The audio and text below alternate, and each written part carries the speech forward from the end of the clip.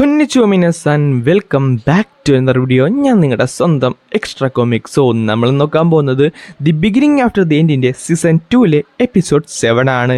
Guys, എനിക്കറിയാം കുറച്ചധികം താമസിച്ചു. ഞാൻ എപ്പോഴും ഇതൊക്കെ തന്നെയാണ് വന്ന് പറയുന്നത് എനിക്കറിയാം. ഓണമൊക്കെ അല്ലായിരുന്ന കുറച്ചധികം തിരക്കിലൊക്കെ ഇങ്ങനെ പെട്ടുപോയതാണ്. പക്ഷേ നിങ്ങൾ പേടിക്കേണ്ട, നമ്മൾ എന്തായാലും ഈ സീരീസ് മുന്നോട്ട് കൊണ്ടുപോകാൻ തന്നെയാണ് തീരുമാനിച്ചിട്ടുള്ളത്. പക്ഷേ നിങ്ങളുടെ സപ്പോർട്ട് കുറഞ്ഞു കഴിഞ്ഞാൽ പിന്നെ പറഞ്ഞിട്ട് കാര്യമില്ല. എങ്കിലും ഞാനിത് മുന്നോട്ട് കൊണ്ടുപോകാൻ തന്നെയാണ് ഇപ്പോൾ തൽക്കാലത്തേക്ക് തീരുമാനിച്ചിട്ടുള്ളത്. സോ നിങ്ങളുടെ സപ്പോർട്ടൊക്കെ കാണുമെന്ന് ഞാൻ പ്രതീക്ഷിച്ചുകൊണ്ട് ഞാൻ നേരെ എന്തായാലും വീട്ടിലേക്ക് കിടക്കുവാണ്. അങ്ങനെ ഈ ചാപ്റ്റർ തുടങ്ങാൻ നേരത്ത് നമ്മുടെ ആർത്തറുടെ പുറത്തേക്ക് വന്നിട്ടുണ്ട്. എന്നാൽ ആർത്തർ പുറത്ത് വന്ന അതേ സെക്കൻഡ് തന്നെ സിൽവി നേരെ ചാടി അവൻ്റെ മേത്തേക്ക് വീഴുവാണ്. ഇത് കാണുന്ന എജിനായിട്ട് ഞെട്ടിത്തെറിച്ച് പോകുന്നുണ്ട്. അവൾ ചോദിക്കുന്നുണ്ട്, പപ്പ ഇനി എങ്ങനെ നമുക്ക് വീട്ടിലേക്ക് പോകാവോ? പിന്നെന്താ, എല്ലാം കഴിഞ്ഞിരിക്കും, നമുക്കിനി എന്തായാലും വീട്ടിലേക്ക് പോകാം.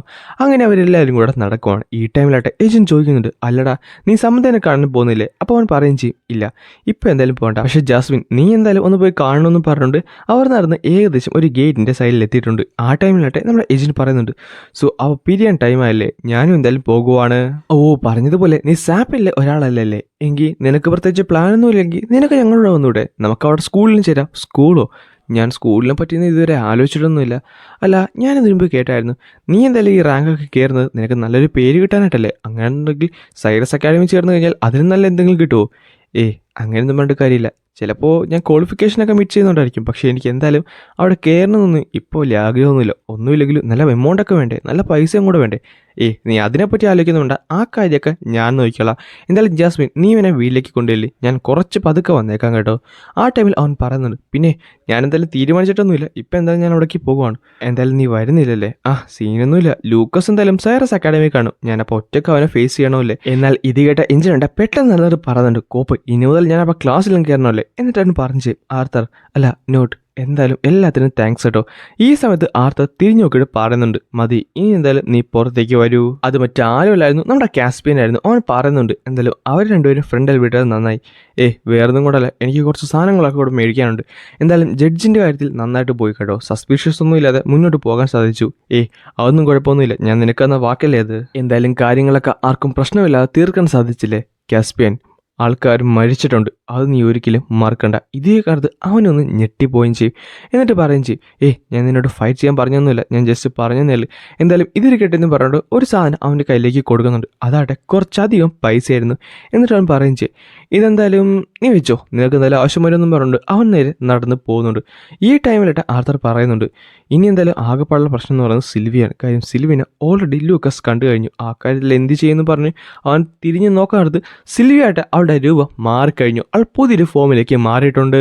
ആർത്തറായിട്ട് ചോദിക്കുന്നുണ്ട്, എൻ്റെ സിൽവി നിനക്കിത് എത്ര ഫോംസ് ഉണ്ട്? അപ്പോൾ അവൾ പറയുന്നുണ്ട്, അതൊന്നും എനിക്ക് അറിഞ്ഞൂടാ, എന്തായാലും എനിക്ക് ഉറക്കമാനെന്ന് പറഞ്ഞുകൊണ്ട് നേരെ അവൻ്റെ കയ്യിലിട്ട് കയറി കിടന്ന് ഉറങ്ങാൻ തുടങ്ങും. പിന്നെ കാണിക്കുന്നത് ഒരു മാർക്കറ്റാണ്. ആർത്തറായിട്ട് ഡ്രസ്സൊക്കെ മാറ്റി അവൻ്റെ രൂപമൊക്കെ നൈസി മാറിയിട്ടുണ്ട്. എന്നിട്ട് ഒരു കടയിലേക്ക് കയറി ചെല്ലുകയും ചെയ്യും. എന്നിട്ട് ആർത്തർ പറയുന്നുണ്ട്, എൻ്റെ അച്ഛൻ പറഞ്ഞത് ഇവിടുന്ന് എനിക്ക് ഡയമണ്ട് റിംഗ് മേടിക്കാൻ പറ്റുമെന്നാണല്ലോ. അപ്പോൾ ആ കടക്കാരൻ പറയുന്നുണ്ട്, കൊച്ചെ ഡയമണ്ട് റിംഗ് എന്ന് പറയുന്നത് ഭയങ്കര വിലയുള്ള കാര്യമാണ് കേട്ടോ, നിൻ്റെ അത്രയൊക്കെ പൈസ ഉണ്ടോ? എന്നാൽ ആർത്തൻ്റെ പൈസ കാണുന്നത് അവൻ്റെ തന്നെ കണ്ണ് തള്ളിപ്പോവും. പക്ഷേ കുറച്ച് സമയത്തിനുള്ളിൽ തന്നെ ആർത്തൻ്റെ ഫുൾ മൂഡ് പോവുകയും ചെയ്യും. കാര്യം അവന് കിട്ടിയ ഗോൾഡിൻ്റെ പകുതിയും മുക്കാലും ഈ ഒരു ഡയമണ്ട് റിങ്ങിന് വേണ്ടി മാറ്റി വെക്കേണ്ടി വന്നു. എന്നിട്ട് അവൻ പറയുന്നുണ്ട്, എന്തായാലും പ്രിപ്പറേഷനൊക്കെ ഫുള്ളി കംപ്ലീറ്റ് ആയിട്ടുണ്ട്, ഇനി എന്തായാലും എനിക്ക് നോർമലുള്ള ഒരു സ്കൂൾ ലൈഫ് തന്നെ കിട്ടും. അത് കഴിഞ്ഞ് കാണിക്കുന്നത് അവനൊരു ക്യാരവൻ്റെ അകത്ത് ഇരിക്കുന്നതാണ്.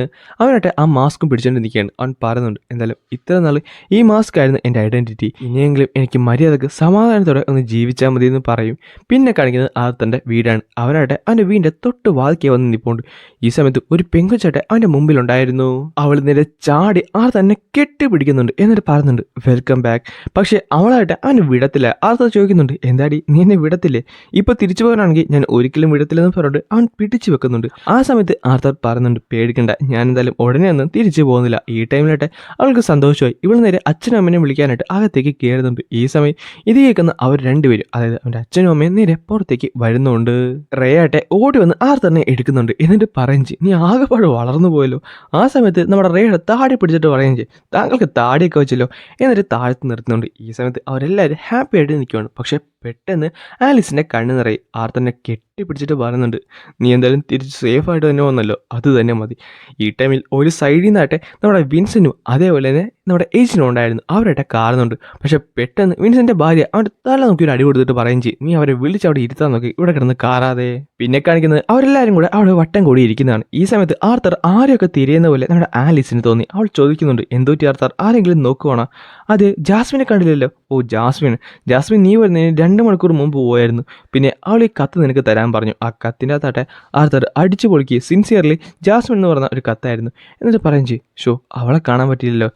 നീ വിഷമിക്കൊന്നും വേണ്ട, അവൾ എന്തായാലും ഉടനെ തന്നെ വരുമല്ലോ. അപ്പോൾ ആർത്തർ പറയും ചെയ്യും, അല്ല ഒരാളെയും കൂടെ കാണാനുണ്ടെന്ന് പറയാൻ നടത്ത് പെട്ടെന്ന് വിൻസെൻ്റ് കിടന്ന് കാണുന്നുണ്ട്. ലിലിയല്ലേ, ലിലി ഇപ്പോൾ സൈറസ് അക്കാഡമിയിൽ ചേർന്നിട്ടുണ്ട്. അവളിപ്പോൾ സൈറസ് അക്കാഡമിയിലാണെന്ന് പറഞ്ഞുകൊണ്ട് പുള്ളിക്കാരൻ കിടന്ന് കാണുന്നുണ്ട്. ഇതേ കാലത്ത് നമ്മുടെ ആർത്തറിനും ഹാപ്പിയാവും.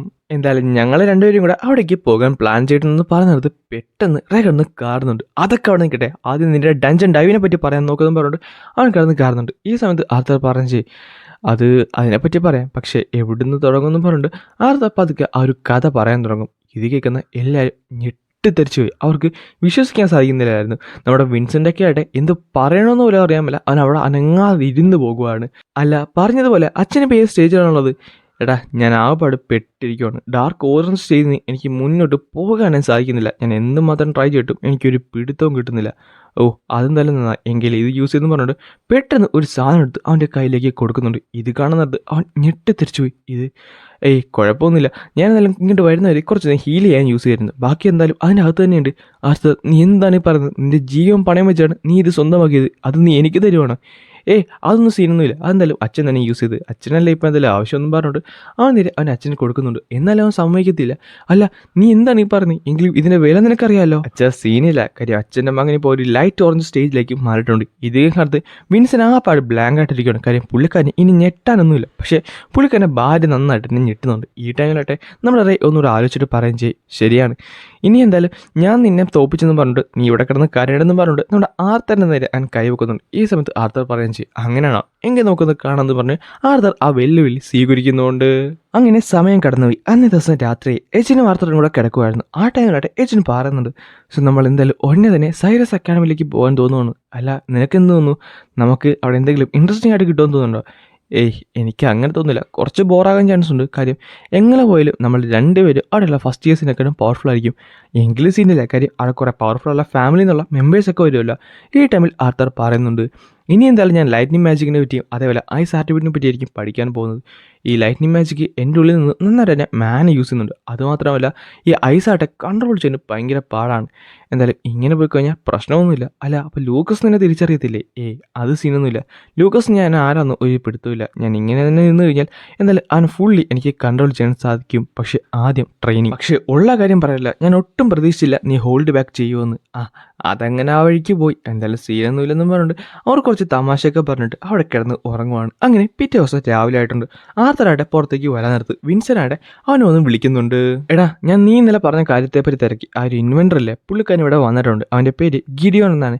ആൻഡ് പുള്ളിക്കാരൻ്റെ സാപ്പയിലെ ഒരു ഫേമസ് അല്ല റിസർച്ചറാണ്. പുള്ളിക്കാരൻ ഇവിടെ പല പല കാര്യങ്ങളും കണ്ടുപിടിച്ചിട്ടുള്ളത്.